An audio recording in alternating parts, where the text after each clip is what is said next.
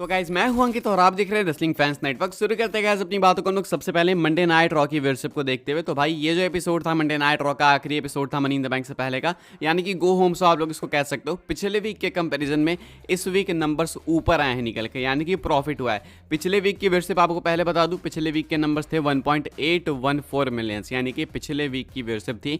इस वीक की बात करेंगे तो व्यूअरशिप अच्छी खासी बढ़ी है, 1.878 मिलियंस इस वीक के नंबर्स निकल के सामने आए, यानी कि कंपैरिजन में देखोगे आप तो 64 के व्यूअर्स एक्स्ट्रा ऐड हुए इस वीक के एपिसोड में, एंड ये अच्छे नंबर से। गो होम सो था तो कुछ इंपैक्ट पड़ना था, एंड आई डोंट थिंक कि ऐसा बहुत मैसिव इन्होंने कुछ एडवर्टाइज करा था। तो आई थिंक उस अकॉर्डिंग अगर आप देखोगे तो व्यूअरशिप अच्छी आई है।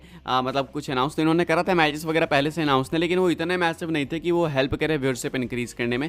तो आई डोंट थिंक उसका कोई इंपैक्ट पड़ा होगा। एंड ये जो व्यूअर्स निकल के सामने आए वो नॉर्मल व्यूअर्स है, बिल्कुल कैजुअल व्यूअर्स, जो कि यूजुअली देखते हैं फिर मिस करते हैं, फिर देखते हैं फिर मिस करते हैं। एंड ये एपिसोड आपका गो होम सो था तो इसलिए कुछ प्रॉफिट भी होगा। तो अभी के हिसाब से ठीक व्यूअरशिप है, अच्छी व्यूअरशिप है। आपको मालूम है कि भाई रॉ के लिए इतनी व्यूअरशिप तो काफ़ी है। अभी के हिसाब से ये नंबर्स निकल के सामने आ रहे हैं। आगे बढ़ते हैं गाइस, बात करते हैं अगली अपडेट के बारे में, जो कि है कोडी रोड्स को लेके, अमेरिकन नाइटमेयर को लेके। एंड अभी 2-3 अपडेट्स है कोडी रोड्स को लेके बैक टू बैक, तो ध्यान से सुनना। कोडी रोड्स पहले एड्रेस करते हैं पॉसिबिलिटी अपने हील टर्न की, कि क्या वो आगे जाके हील बन सकते हैं डब्ल्यूडब्ल्यूई के अंदर।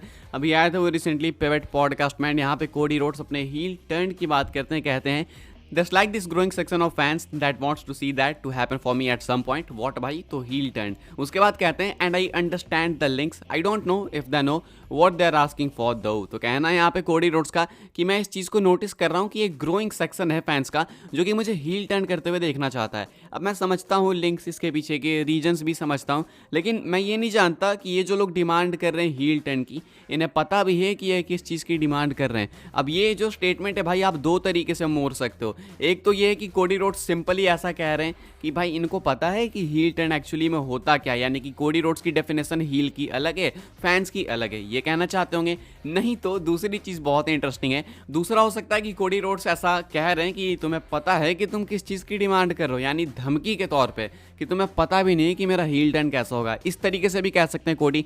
अब किस तरीके से, किस एक्सप्रेशन में इन्होंने कहा है वो तो देखो कोडी ही जाने, लेकिन बातों से मुझे फर्स्ट ऑप्शन लगता है, बिकॉज ये इस चीज़ को थोड़ा और एम्फसाइज करते हैं। तो कोडी रोड्स ऐसा कह रहे होते हैं कि पहले के हील्स अलग होते थे, अब के हील्स अलग होते हैं। तो इसलिए मुझे बिलीव है कि कोडी यहाँ पे पहले ऑप्शन की बात कर रहे हैं, यानी कि फैंस से पूछ रहे हैं कि आपकी डेफिनेशन क्या है हील की, क्योंकि मेरी डेफिनेशन काफ़ी अलग है। अब कोडी की डेफिनेशन कुछ ऐसी थी, इसी पॉडकास्ट में इन्होंने बताया, इनकी डेफिनेशन कुछ ऐसी थी कि एक हील ऐसा होना चाहिए जिसकी मर्चेंडाइज तक ना बिके, मतलब वो एक लेजिट हील होना चाहिए, ऐसा नहीं कि हील है लोग उसे चीयर कर रहे हैं। तो वो वाला हील कोडी नहीं बनना चाहते हैं। तो अभी के हिसाब से कोडी रोड्स हील टर्न के ऊपर यही कुछ कमेंट करते हैं। इन्होंने ये तो नहीं बताया कि ये बनना चाहेंगे या फिर नहीं बनना चाहेंगे, डेफिनेशन उल्टा दे के चले जाते हैं। तो मेरे अकॉर्डिंग ये चीज़ डाउन द लाइन होने वाली है। अब डाउन द लाइन का मतलब ये नहीं कि 6 महीने बाद, 7 महीने बाद, इसमें बहुत टाइम लगेगा, बहुत ज़्यादा टाइम, लगभग मान के चलो 4-5 साल तो लगेंगे, बिकॉज अभी डब्ल्यूडब्ल्यूई को नीड नहीं है इस चीज़ की। Cody Rhodes as a baby face ही काफ़ी प्रॉफिटेबल है, इसमें कोई डाउट नहीं है। तो कोडी रोड्स अभी पिवट पॉडकास्ट पर यही कुछ बात करते हैं,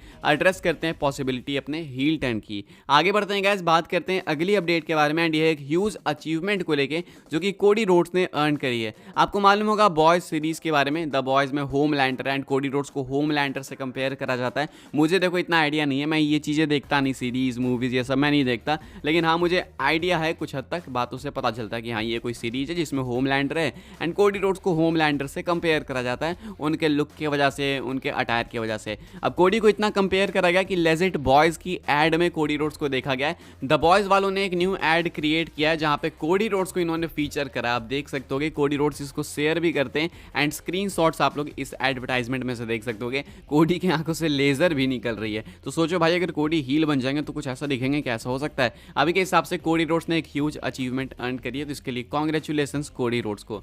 आगे बढ़ते हैं गाइस, बात करते हैं अगली अपडेट के बारे में, जो कि वंस अगेन कोडी रोड्स को लेके इस बार हम लोग रॉक को भी इस अपडेट में शामिल करेंगे, बिकॉज कोडी रोड्स एड्रेस करते हैं कि कब उनका मैच होगा पीपल्स चैंपियन रॉक से। एक टाइम फ्रेम देते हैं, एक टाइमलाइन देते हैं, वो मैं आपको बता दूं। तो अगेन पिवट पॉडकास्ट में ही बात करते करते हैं, देख लो आप लोग। Speaking with the Pivot podcast, Cody Rhodes noted that he is hopeful that this match will happen within the next year, indicated that the bout will happen before July 2025।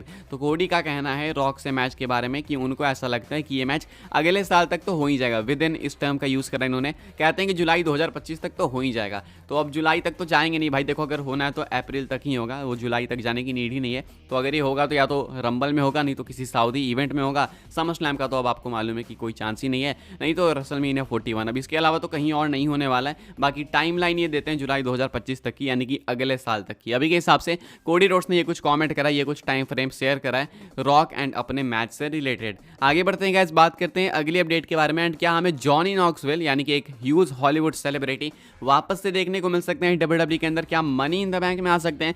Because वो Toronto के लिए निकल चुके हैं and Sami Zayn ने इस चीज़ को share भी करा। तो बेसिकली सेमी जेन के लिए प्लान्स काफ़ी मैसिव है टोरंटो के, उनका कॉमेडी शो भी है एंड साथ में सेमी जेन पार्टिसिपेट भी करने वाले, मनी इन द बैंक में टाइटल भी डिफेंड करेंगे। एंड अभी क्या होता है कि जॉनी नॉक्सविल एक इंस्टाग्राम स्टोरी पोस्ट करते हैं जहाँ पे वो साफ दिखाते हैं कि उनकी फ्लाइट है टोरंटो के लिए, जिसके लिए वो बिल्कुल रेडी हैं। एंड इस चीज़ पे वो इमोजी भी लगाते हैं सीस वाली, यानी कि चुप रहो भाई मैं आ रहा हूँ, टीज करते हैं। अब इसको सेमी जेन भी शेयर करते हैं, ट्विटर पे लिखते हैं WTF इज दिस, यानी व्हाट द इज दिस, ऐसा करके। अब ऐसे में जॉनी नॉक्सविल ने टीज किया कि वो टोरंटो आ रहे हैं एंड सेमी जेन के साथ इनकी फ्यूड अभी तक चालू है भाई। आपको याद होगा रेसलमेनिया 38 में इनका मैच हुआ था, तो अभी तक जॉनी नॉक्सविल पीछे ही पड़े हुए हैं।